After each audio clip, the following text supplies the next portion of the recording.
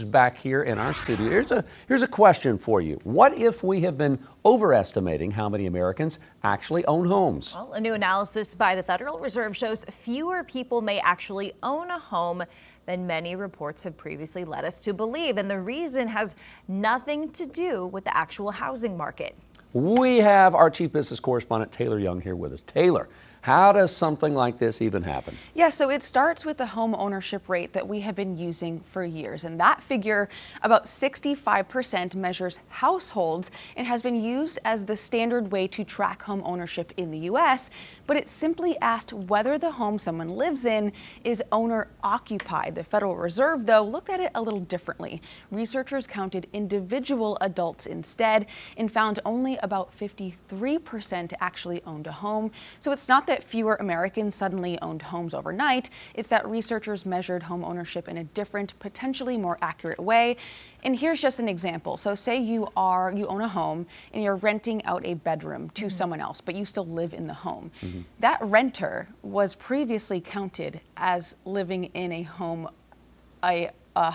occupied, an owner occupied house. Okay. Now this new research would not count that individual as owning a home. Got it. Okay. And those numbers, of course, add up. Yeah. So why does this distinction actually matter? Yeah, because home ownership, is one of the biggest ways that Americans can grow wealth, right? So looking at the individual adults instead of that households, it gives researchers and policymakers, to be quite frank, just a clearer picture of the actual state of the housing market, especially, we talk about it a lot up here as affordability really becomes a growing problem for Americans. And we are seeing less Americans entering the housing market because of those prices. And I think this number puts a more accurate kind of point on exactly kind of where we are. 53% compared to 65% is a pretty large gap.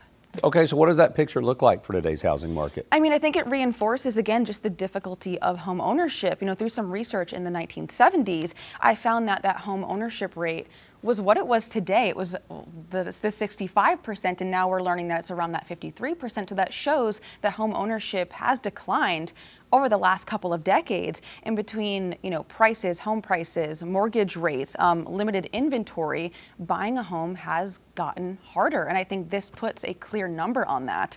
And I think this new measurement just suggests that a lot less of Americans are really pulling it off. Okay, so what's the big takeaway here? Yeah, I think that the new number gives us just another clearer understanding of home ownership in the U.S. And to go back to a previous point, these numbers that the federal government produces, they aren't just headlines, right? These are numbers that policymakers look at to make changes for. So I think that just having a more accurate number of exactly how many Americans own a home, I think could make potentially policy changes. It could potentially make it easier for first-time buyers to get in if those changes move through. But I'll always applaud when statistics get a little bit more clear. Yeah, absolutely. Agreed. All right, Taylor, thank you very much. Appreciate that. Queen City News Plus. Just search Queen City News on your smart TV's app store.